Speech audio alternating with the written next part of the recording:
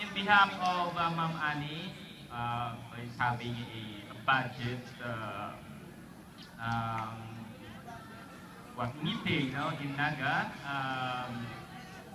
In behalf of the faculty also who are present today, the alumni, please clap your hands to your manong and manang who are here, our visitors, parents, scholars, good morning.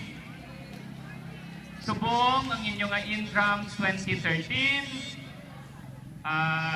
Wala na ko si mga mahaba, kundi enjoy this very day until Friday. And